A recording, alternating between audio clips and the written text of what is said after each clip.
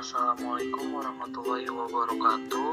Perkenalkan, nama saya Purna Yudanto dengan NIM 1901025264, semester 5, mata kuliah PLP 1, dengan dosen pembimbing Bapak Supiat MPD. For every word you said, you made me feel I needed you and forced my heart to think it's true. But I found I'm powerless with you. Now I don't need your wings to fly. No, I don't need a hand to hold in mine this time. You held me down, but I broke free. I found the love inside of me. Now I don't need a hero to survive, 'cause I already saved my life.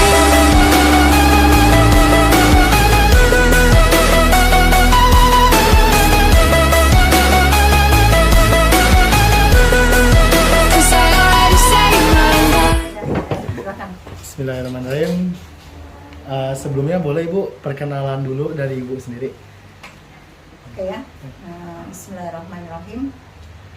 Nama saya Ibu Haji Atik Nur Hayati. Saya di sini ditugaskan sebagai Kepala Madrasah MI Al-Mu'minatul Khairiyah.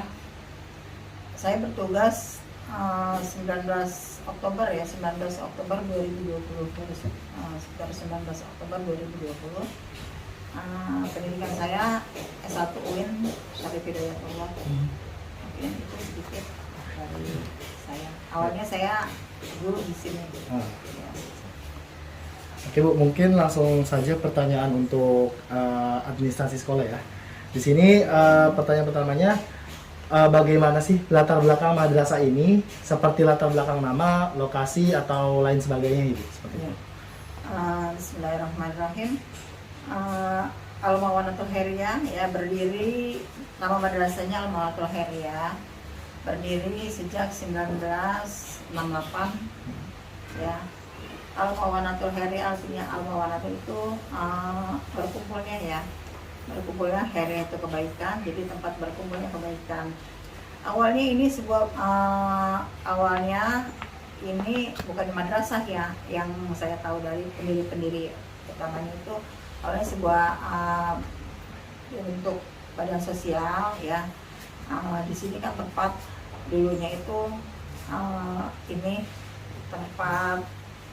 tempat berkumpulnya semua kebaikan-kebaikan di sini, seperti majelis taklim ya, terus penyelenggaraan jenazah ya di sini.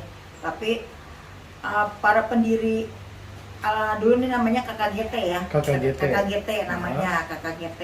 Saya juga untuk kepanjangannya saya juga kurang itu ya. KGT.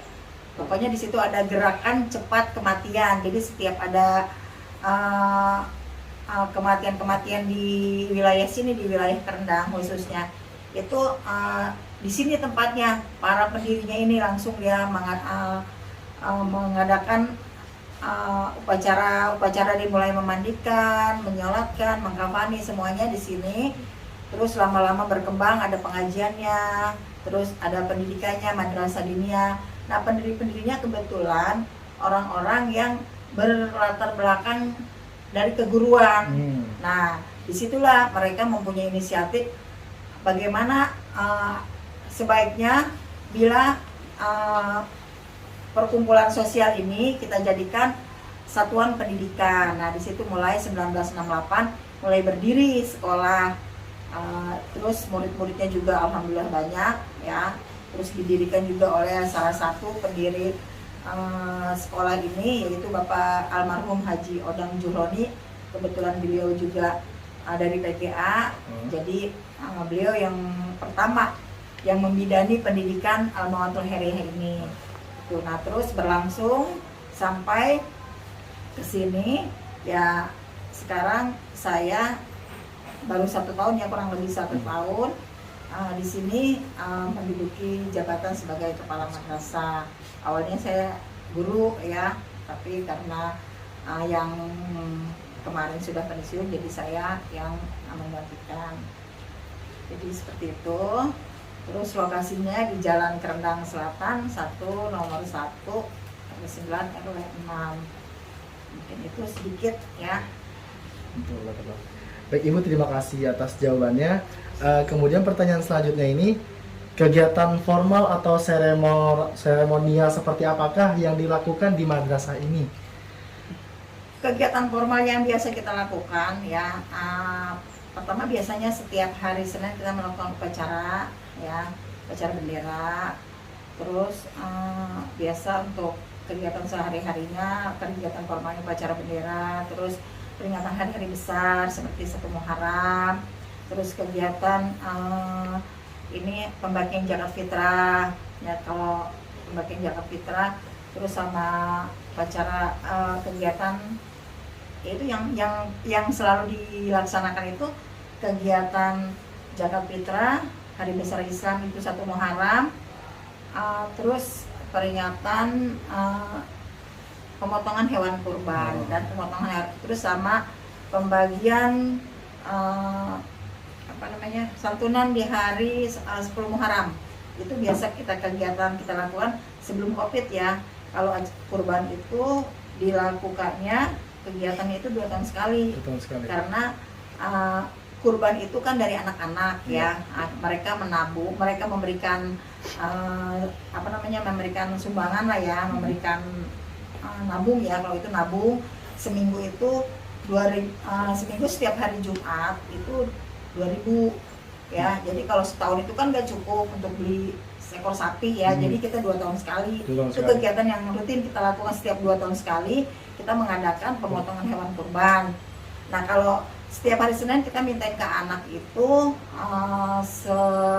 seminggu itu 2.000. Jadi hari Senin itu untuk kegiatan kurban, hari Jumat itu kegiatan yatim. Kalau yatim itu setiap 10 Muharram kita buka celengan itu ya, kita berikan santunan ke anak-anak yatim itu berupa baju seragam dan yang lain-lainnya. Itu kegiatannya. Kemudian yang tadi ada kegiatan seperti upacara Ibu ya? Ya. Apakah di sekolah ini diadakan atau bagaimana Ibu? Upacara diadakan setiap hari Senin. Setiap hari Senin. Setiap untuk hari Senin, upacara bendera, upacara 17 Agustus, upacara hari-hari besar lah, hari-hari besar nasional.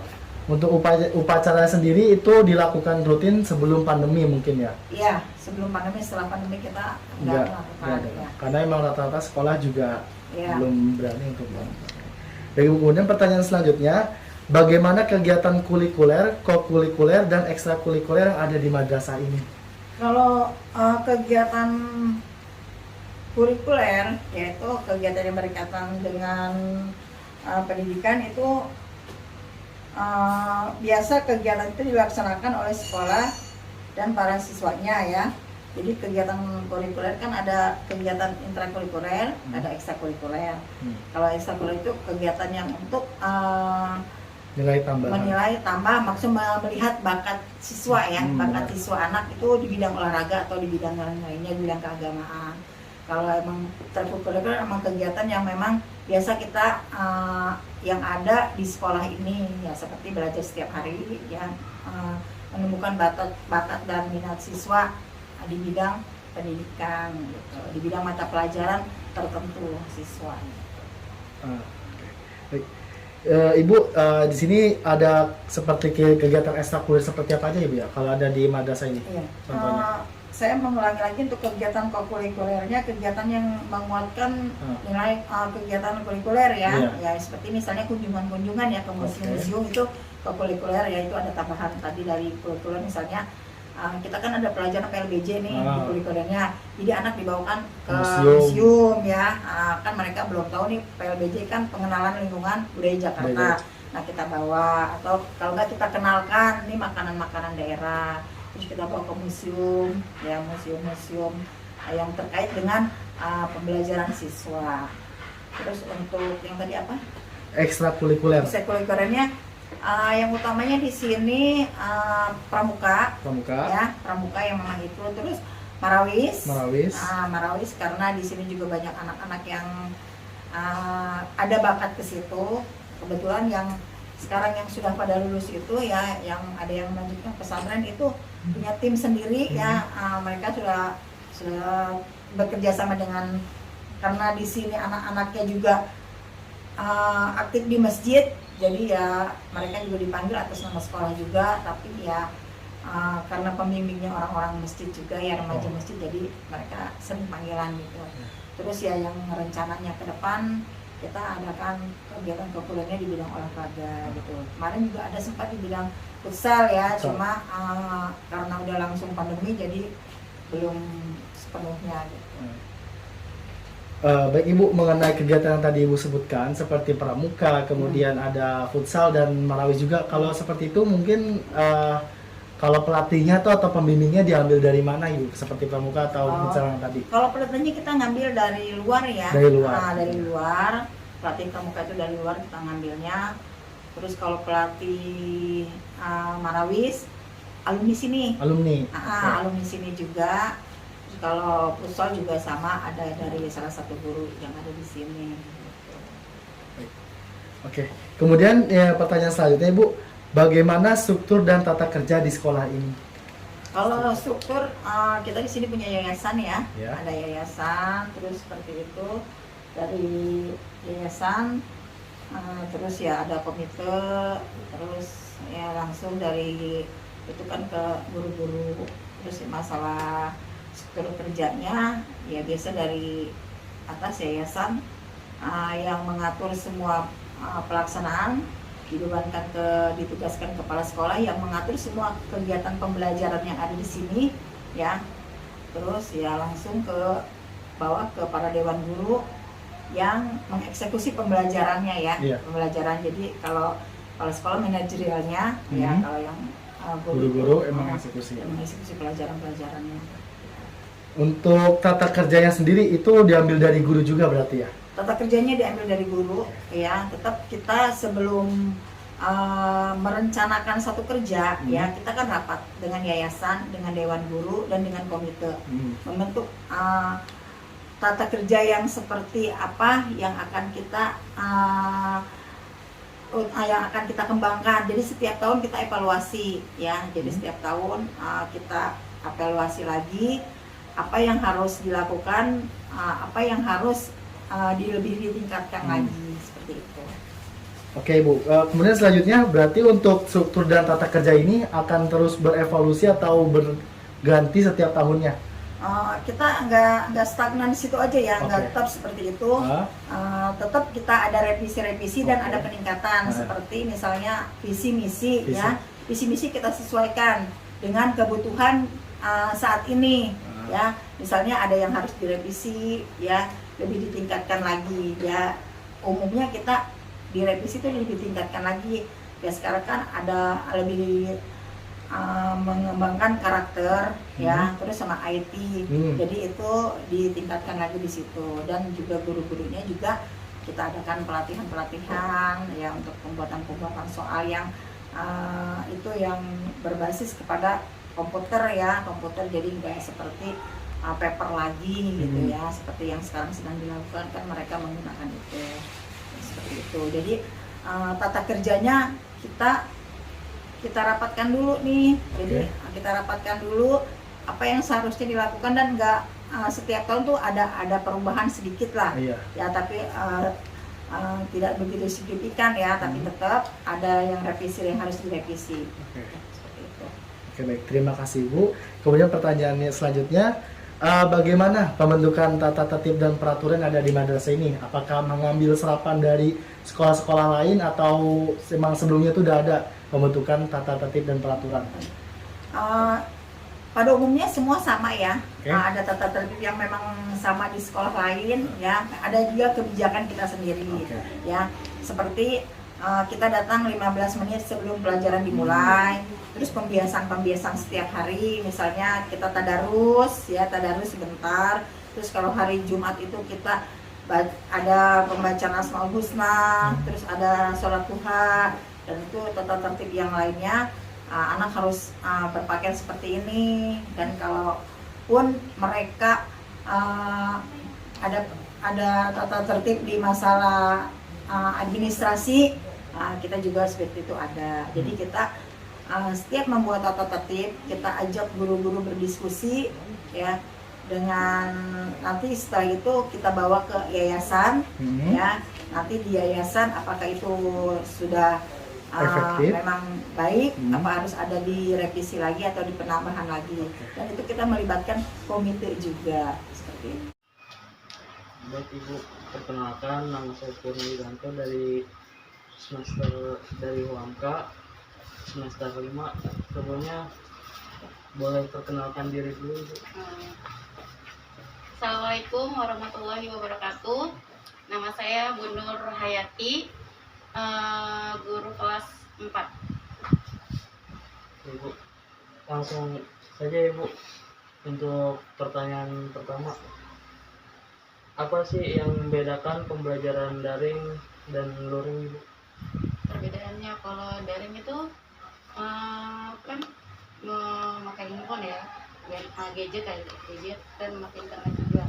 Kalau misalkan luring itu seperti PTN atau offline lah, pelajaran tatap muka. Kira-kira kendalanya apa sih Bu pas saat pembelajaran daring maupun luring? Kendalanya daring sih yang pertama, karena kan anak nggak semuanya punya handphone ya Pak, dan internetnya juga terbatas kan. Nah itu mungkin kendalanya. Cuman kalau luring alhamdulillah sih nggak ada, karena kita memulainya langsung. Oh, seperti itu. Mungkin pada saat pembelajaran daring mungkin ada beberapa siswa yang kurang paham karena ada kendala jaringan. Itu cara mengatasinya gimana sih Bu? Kalau saya mengatasi kesulitan siswa, pertama paling dia sudah datang ke sekolah. Karena kan yang pertama kan dia tidak punya handphone, nggak bisa dong kalau misalkan dia sudah tidak ada handphone, kita mengaksesnya bagaimana? Jadi mau nggak mau kita panggil anaknya ke sekolah, tapi tetap menjaga prokes juga.